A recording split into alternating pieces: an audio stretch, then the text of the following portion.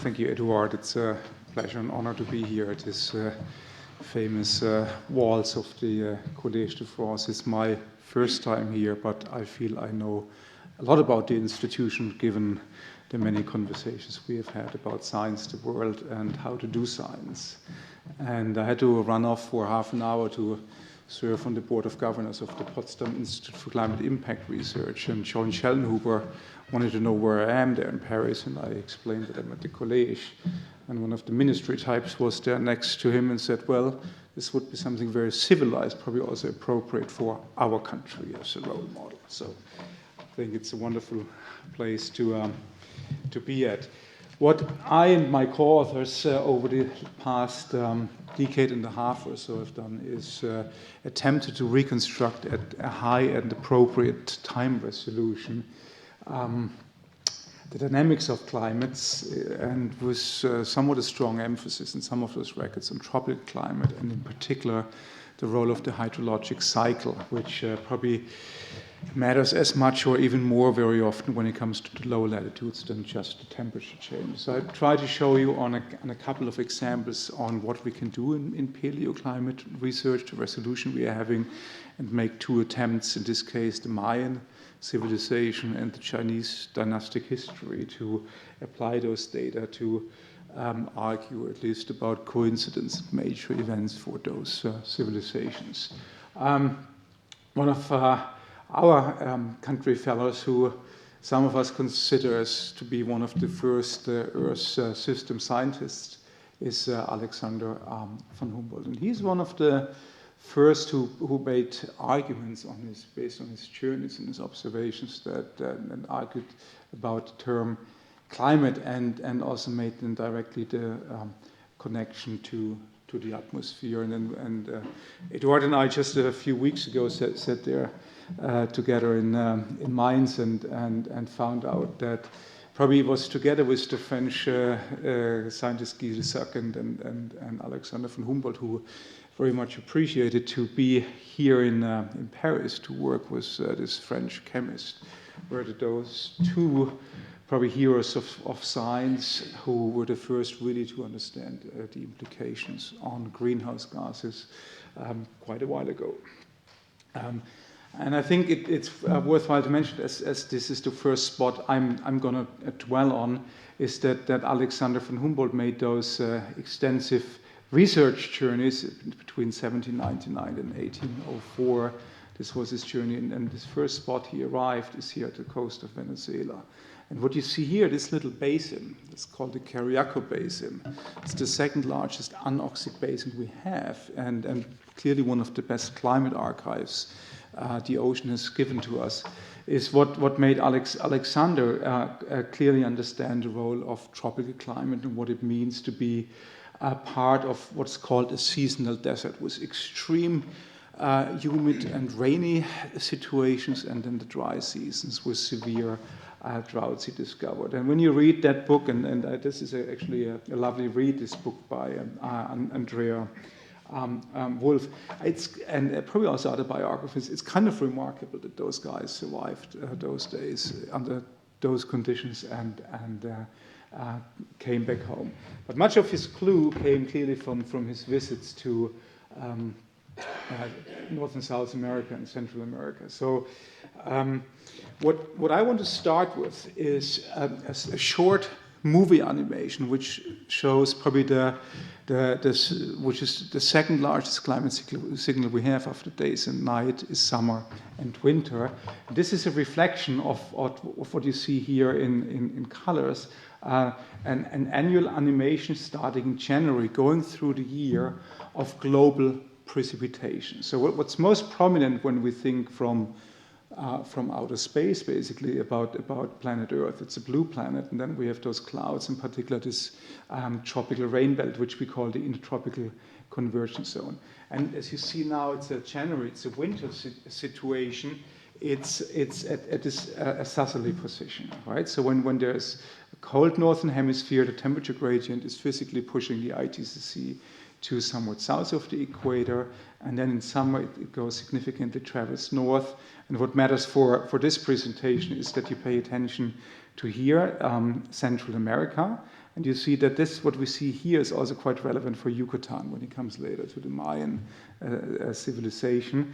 And then we will look at a second site location, which is here, Lake Huguangmar, complementary to this famous speleothem climate records here in China.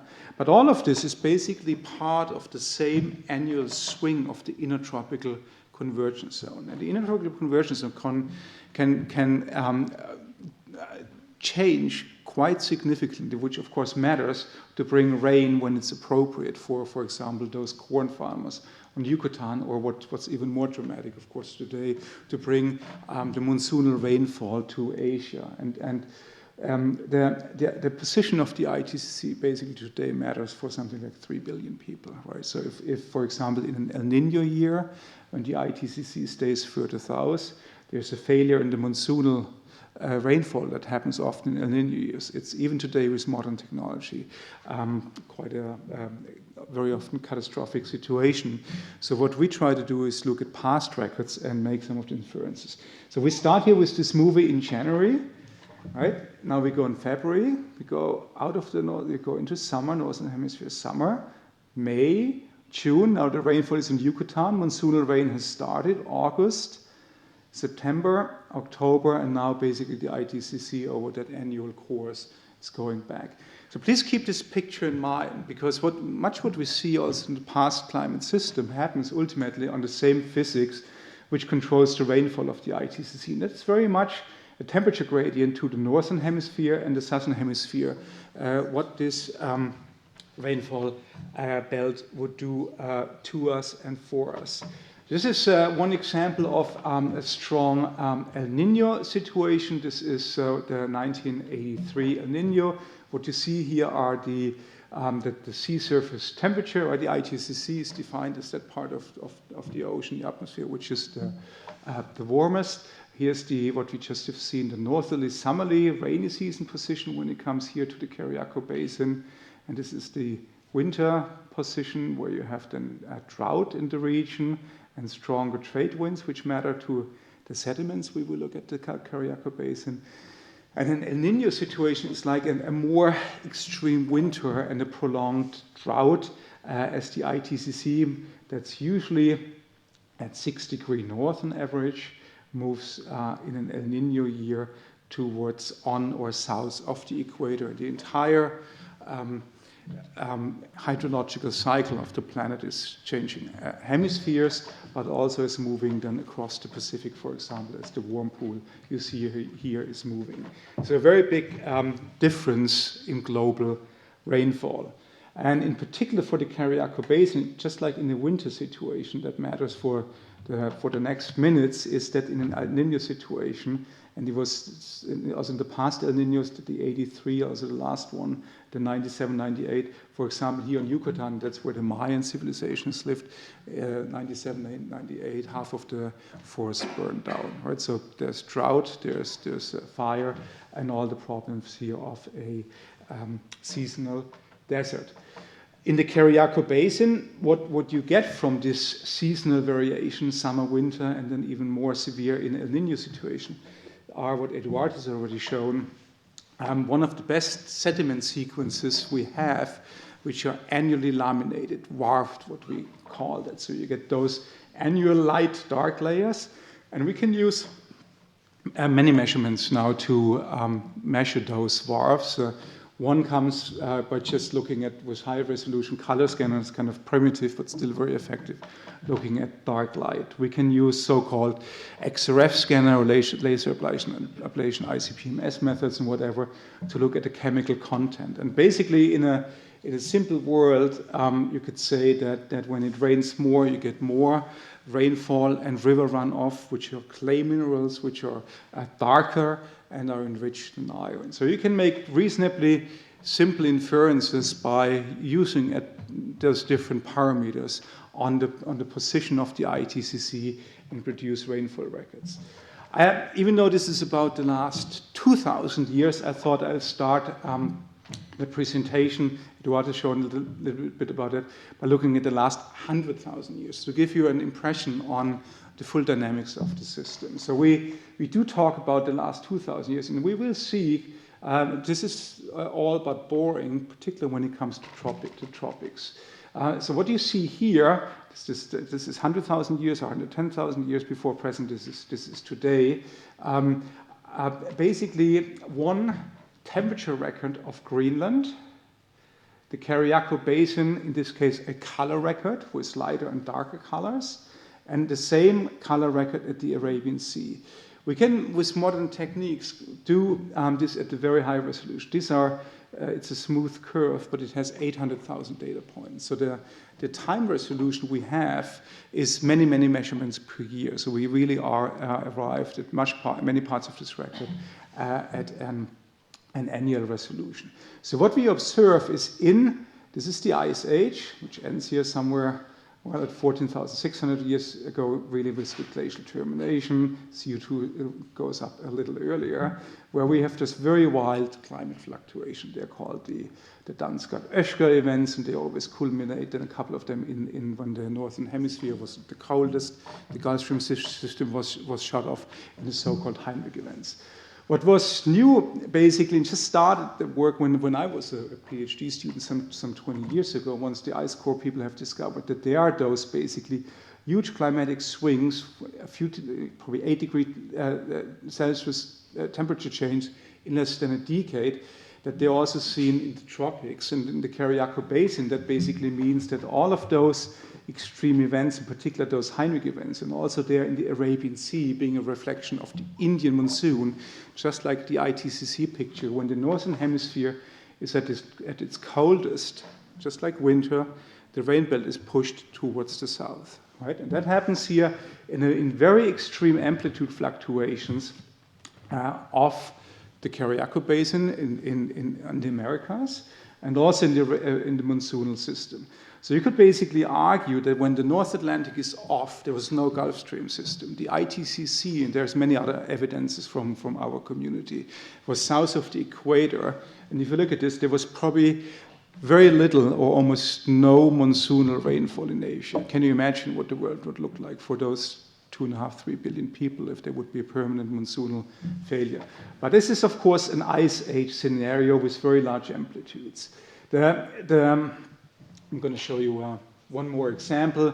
We once compiled these records. Here, this is from 10,000 years to 70,000 years, and what you see again here are these Heinrich events to be basically very strong when the northern hemisphere and the North Atlantic and the ice cores indicate strong cooling, have a huge reduction in monsoonal rainfall, and probably the ITCC at its southerly most position. This is a speleothem record here of Borneo, which also shows there in this part of the Asian monsoonal world, in this case, a reduction in Indonesian rainfall to an extreme. And with Tapio Schneider, who was in Zürich, is now back at Caltech, we wrote a paper and reviewed this and called it the migration and dynamics of the intertropical convergence zone. There's basically, from fundamental physics, you can use this data with the argument that it really matters. What really matters are the temperature gradients between the northern hemisphere and the southern hemisphere, right? And that's where sometimes when I hear, well, there are those timing disconnects when it comes to large variations. It's very difficult for me from a physical point of view. Very often what we've seen when our data got better, in particular the x-axis, the stratigraphy got better, that we found out, okay, it makes sense that there is a fair amount of coincidence simply for physical reasons. What I want to move on now, however, is the Holocene. Now, I have one more example on looking now at the last glacial termination, just for you to get a feeling where we stand analytically. So here's now the transition from the Ice Age into the Holocene. And we call this here, we go from this Ice Age Heinrich event to the Bölling, Alleröd, and then the Younger Dryas, and then we go into the much calmer, quieter Holocene. So we can use those very large amplitude fluctuations, of course, also to gain confidence in our measurements, also for the later, quieter part with smaller amplitudes. So these are the biggest amplitudes the climate system basically has for us, is going from an ice age to an interglacial. And what we found is, looking at those records, again, You have a couple of records here. This is again what was so far the highest resolution climate records we have are the ice cores. The resolution has been increased. This is when you go at this glacial termination at about 14,600 years from the glacial towards what's called the belling, the warmer time. And then you have kind of another breakdown into the younger dryas until we go then for the last 10,000 years, 11,500 years into the Holocene. And what we also found here is that those transitions are transitions in ocean circulation. But the ocean circulation is ultimately driven by the wind system. And what has emerged over the past decade with those much more precise measurements, if you look, for example, at this transition now, and take the smooth data into the original data, this is the ice core in Greenland. And what those authors from Denmark, the Stephenson paper, found that those major transitions in for example, calcium are measurements for sea spray in the wind system in the North Atlantic, that they happen within a year or two or three, very, very quick transitions. If you look now at the lake in China or at our Cariaco Basin, we see that those transitions also happen within 1 or 2 or 3 varves, just as quick. So remember the movie, just as winter and summer go back and forth. It's no surprise if you have a major wind shift in the North Atlantic, change the ocean circulation, change the temperature gradient. It's exactly what you'd expect here in the Cariaco Basin or in the monsoonal world, to have right there also similar changes, which is then, for example, expressed in a southward migration of the intertropical convergence zone. You can make this at many points. I won't do this here. This is then the transition into the younger dryas, where you see many of the steps. Or if you go, for example, here, really out of the ice age, this is the North Grip ice core with those 2 measurements on sea spray and wind strength and temperature. This is the Huguangmar here. This is where you see there's a little offset in the age model, but it's clearly the same step in the Cariaco. It's without age wiggle matching or tuning. Quite remarkable how precise we can catch those very quick transition, and they happen within a few years, right? Probably rather unsurprising, as it's the same physics as summer winter, basically. We can apply climate models with confidence. The climate models are a cool thing, but the larger the amplitude, the higher we have also, of course, confidence to play with. And here, it was a student of ours, Gaudens, in this paper, Axel Timmermann, ran a model, and he simply forced a Heinrich event. Basically, he forced the North Atlantic to collapse and wanted to find out what happens to tropical rainfall. So the Heinrich event is forced, and what he found is that, yes, the ITCC moved very much to the south of the equator. The reduction in rainfall over the Cariaco Basin, something like 80%. Right? If you look at the Arabian Sea, the core you've seen before also has a reduction here of monsoonal rainfall of up to 50 or 60%. Physically, fairly consistent. But the large amplitude, of course, this is why we love the Ice Age and see this as one of the holy grails to explain why we have ice ages, from atmospheric greenhouse gas circulation, concentration changes to circulation changes, as there's such a wonderful playground to also sharpen our tools in paleoclimate research. This is now the topic of today's workshop, or we're moving towards the topic. This is now the Cariaco Basin. This is a titanium record starting at 14,000 years before present to today, and these are the last 2,000 years. I still would like to discuss the entire Holocene record, the last 10,000 years. And what you see in this titanium is just like an iron record, is a reduction, a trend towards lower values. So in the Cariaco Basin, just like in your movie, when you have a reduced rainfall and runoff to the Cariaco Basin, you reduce the clay minerals and those typical minerals coming from terrestrial environments like iron or titanium, and we like to use titanium as its redox and insensitive over iron to infer that there's a reduction in rainfall going towards a drier climate over the course of the Holocene. That makes perfect sense. It's not part of that lecture either. That's just following a precession cycle. It's very well known over much of the tropics that you have this reduction in rainfall.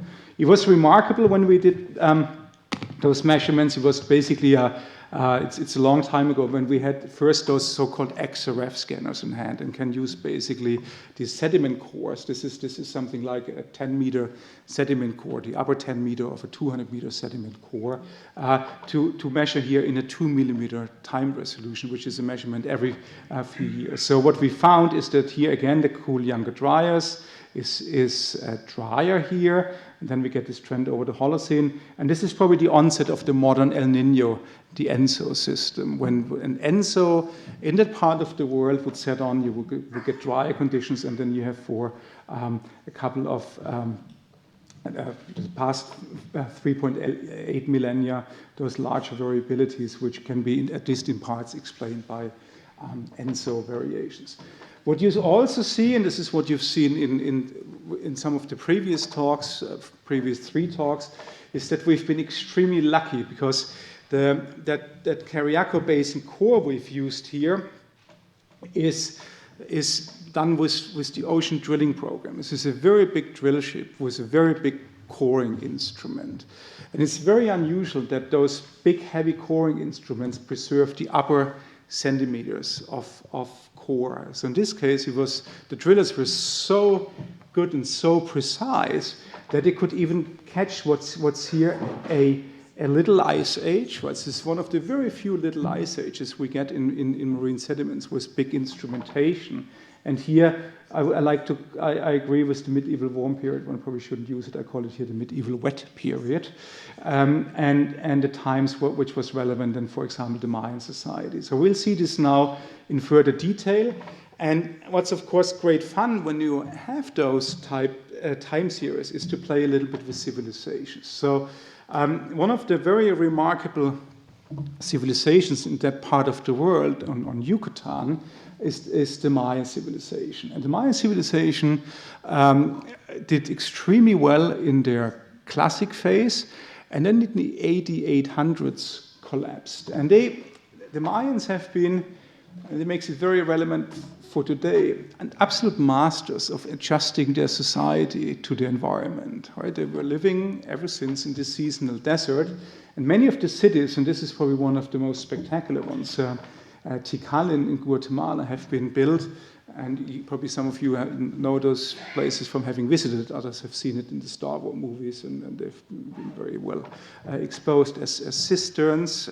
They basically funnel the rainfall into the excavations they've used to build those cities, and been remarkably well adjusted. They knew the calendar very well. The Maya gods mastered the seasonal cycle. They knew exactly when in May the rainfall would come. They've been corn farmers, been extremely well adjusted to their environment, even though they were faced, as they did so well in the classic period, that colleagues from archaeology would tell us they were living between 10 and 15 million people on Yucatan at the peak of the classic period. And of course, it's a problem to feed those. So the rainforest you see today probably didn't exist at the peak of the classic, as they needed the land for agriculture. Soil erosion in the tropics is a huge problem, and so on, and so on. What happened basically was that in the 8800s there was the over less than a century a collapse of the classic Maya society, and from those probably 10 or more million people, if you think today of Yucatan and Cancun being filled with all the American graduate students being full, that's 1 million people. So you can imagine that the Yucatan Peninsula was quite busy then. And so what you see is basically in that titanium record of the Cariaco Basin, that indeed one of those hypotheses why they've collapsed to probably that only 300,000 people were left to survive into the post-classic time, is that there's a reduction in rainfall. And there have been many hypotheses, and it's still a very interesting debate going on what led to the collapse of the Mayan society. And we I'm absolutely not a climate determinist, just to be upfront here. But one set of arguments which didn't come for us, that potentially a reduction in rainfall, which would push that society, which was clearly living at the carrying capacity of the environment, towards an even weaker situation. So when we had this Cariaco Basin record, and I was always interested in looking at history books, we found for the last 2,000 years some very clear signals surprising for that. So we found this very clear triple structure of a little ice age. Northern hemisphere, just like in winter, gets colder. The little ice age was colder in the northern hemisphere, pushed the ITCC somewhat southwards. This is what we've seen in the previous talk here with the medieval warm period. Wet period is better here. We just see the opposite, basically a slight northward shift towards the of the ITCC. And then here in the 8800s, we've seen an overall decline of rainfall, right, which recovered, but this was basically the collapse. And I was very proud as a postdoc when we produced those records. So there's a measurement every 2 millimeters. This is what we analytically could do in 2000. So this is a measurement every 4 to 5 years, right? If as a PhD student you would have told me we could do this based on marine sediments, I would have been very critical. But then I went to Bern and I talked to some of my colleagues in Bern, and one was Christian Pfister, and I showed him this record and started to talk about civilizations, and he was hugely underimpressed. He said, young man, if you want to talk serious business with us, you have to do much better. You have to go to annual or much better than that. This is just unsatisfactory, right? So I went back to Zurich, was a little depressed, but thought, well, we could do better. And I walked over to who's now the vice president of ETH, Detlef Günther, a laser ablation expert, and said, well, I think we can do much better. How about using a laser? We ended up not using a laser, but what's called a micro-XRF system. We got those 30 centimeters, which are relevant in the right century, and placed 6,000 measurements there, every 50 micrometer a measurement, right? And what we found, indeed, is that we had an overall reduction in those titanium concentration, drought, ITCC further south, when it was in the 8800s, and could correlate reasonably well, on a century scale, the wet classic period to a collapse phase. But then we indeed noticed, there are those extreme minima. This is again a heavily smoothed record, and now went into the original data, which came right out of the instrument like this. And there was an American archaeologist, Richardson Gill was his name, and he looked at the last inscription of the stele of the Mayan cities, and he found that there was a tripart collapse between AD 760 and 810, between 811 and 860, and then the final collapse in the north between 861 and 910.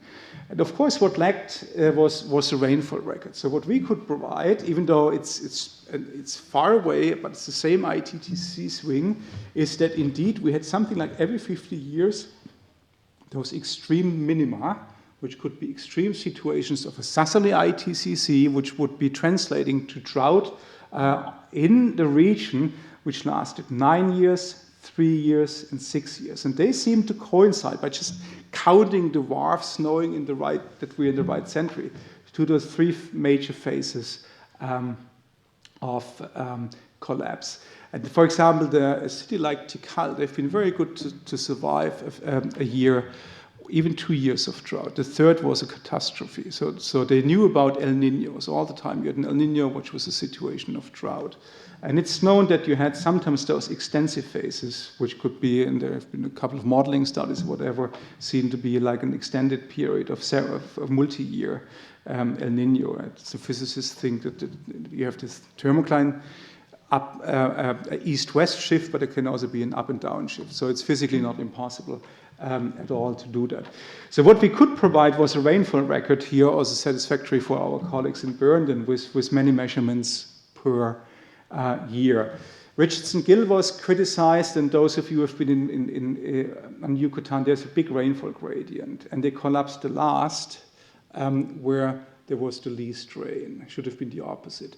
As a geologist, there's a very simple argument either, and those of you who have been there, there's basically those cenote structure, where you have access to groundwater and fresh water. So it makes perfect sense that there were, of course, there are availabilities from two sides of fresh water there, from the top, and then in the north at the cenotes. So it's not a surprise that probably the post-classic in particular survived here, where they had access to the groundwater. Again, I'm not a climate determinist. What we could provide is coincidence, not causality, and probably the obvious relationship of the hydrologic cycle and rainfall in such difficult parts of the world as the tropics, where you're clearly depending on rainfall all the time. I want to take this now one step further, and we have a similar record, and it's just lovely to also tease our colleagues from archaeology a little bit by reading their books and portraying this into such climate records. It's interesting. A third likes us, a third has an open opinion, and a third hates our guts for doing so. And we deliberately chose, as we realized how intense the discussion amongst the archaeological community is, to never have a co-author which would be bringing immediately a bias to the discussion. So what we've done to the Mayans, we've done to the Chinese cultural and dynastic evolution. And what we've used was, in this case, not a marine record, we've used a lake record. This is Lake Huguangmar, which turned out to be an excellent archive, a sedimentary archive of winter monsoonal rainfall. And the paper we wrote was really on the relationship between summer monsoonal rainfall and winter monsoonal wind stress on that lake. So it was basically a paper which was at 95% a climate dynamics paper, but those last 5%, we had then those pictures I'm going to show you in a second, and made that societal relationship. Nobody cared about the climate dynamics at the end, and all the press was all over the societal relationship. So Lake Huguangmar is part here of the East Asian monsoon system. And what we've produced also are for the last 16,000 years, all sorts of proxy measurements. I'm not going to run you through all of this. I probably make the story here, again, coming from the last ice age at this titanium record, which had, in this case, higher counts. Then you have a clear expression of the Berlin-Alleröd, the Younger Dryas cool period, and so forth. The way this lake works, and titanium per se is an elemental measurement, it's not a climate proxy. You have to be very, at the end, proper sedimentologist to translate this into anything in climate. Here we have exactly the opposite. It's a closed lake, there's nothing going in, nothing going out, and it's a perfect dust collector. Right? So what you have here is when you have more dust in the atmosphere, a very cute indication of a dry atmosphere. This is why we have, when the ITCC is further south, reduced rainfall in Asia, more dust in the ice age and in the Younger Dryas cool period. And then when we go warmer, it's the opposite. There are some other indicators, like coming from paleomagnetism, where you get also redox sensitive measurements. Everything worked reasonably fine, that we could basically make an argument that okay, these are fluctuations in rainfall and ITCC position, as we've seen before. Again, plotted that the drier situation in the cooler times goes below. So what we've done, we've looked at these records before. This is this tripart collapsing of the Mayan society. This is the titanium record, but this is basically not a parallel Cornicariaco basin. This is the Lake Huguangmar, right? So once across the Pacific, similar time resolutions, an anoxic sediment which hasn't been bioturbated or disturbed. And just like in your movie, if we get the stratigraphy about right, you would expect that when the ITCC moves south here, you would also expect here higher titanium, more dust, drier situation in the monsoonal world, right? That worked very well, and the way we've interpreted this is to be basically a stronger winter monsoonal winds in a time when the speleosemes, we will see this in a second, would also argue that you have the counter picture and reduced summer monsoonal rainfall. What we've done, and it was an obvious thing to do, we've compared the Cariaco Basin and the data now with the societal evolution of China. And that's a very interesting time in China, and it's the Tang Dynasty, and they hated our guts for basically just that figure. It's like probably a Chinese or even worse, a German having an opinion about the French Revolution. That just doesn't go down too well there, in this case in China. But what we basically could do by coincidence, the Chinese historians describe the Tang Dynasty as one of course, the absolute golden ages and heyday in Chinese history. And the Tang Dynasty peaked and then started to go through a century of decline. And it's interesting that basically the beginning of the decline, and it was beautifully described in those history books, was border battles starting, that they lost basically the Chinese horseback soldiers lost over some Arabian troops on camels, and the supplies weren't appropriate. Of course, nothing had to do with climate, but obviously there are obvious connections, right? So after basically those three swings of decline and some very famous peasant uprisings, famines, everything beautifully described, the Tang Dynasty collapsed at AD 907, and the classic Mayans collapsed at AD 910. I mean, they didn't talk to each other, right? And I would maintain that those very large swings in the tropics and the ITCC may have had a catalyzing role for both of those important societies of not doing well, with all the arguments coming from archaeology, from sociology, from famine, from disease, from warfare. All of that is, of course, connected. I'm not a climate determinist, but I would say there's a role. And what we've done is, and wasn't well perceived then in China, now I think it's okay. We've taken that entire record of those wet-dry relationships for the last 4,000 years and plotted the dynastic history of all China in that. And what you see is that many of the major dynastic changes happened at the time when the monsoonal system wasn't very favorable. What you also see that you have similar big swings in the system, which just nothing happened. And I think this is an important message where politics come in, depending what your leaders are doing, and if they respond sensibly to also changes in climate and environment. Right, another one, and I have no time to do that, there's this very brilliant Qin dynasty, 206 to 221. What basically happened, the young ruler, the king died very young. The monsoonal system was less favorable. I don't know what the English word is, the eunuchs of the court basically killed all the advisors, meaning probably the professors of the Collège or so, right? And things just went all, wrong, right? So it's very interesting to look at those type climatic records and read, when you have this in hand over a nice summer vacation, history books with that and how it's described but not considered. There's been, from very different ends later, a confirmation come, because we've been heavily criticized for that work from particular one colleague from the Chinese academies. The Chinese climate is too diverse and it doesn't make sense, and the historic records are all wrong. But then there was a publication based on Chinese historic records, and it's this lower curve. This is our titanium record.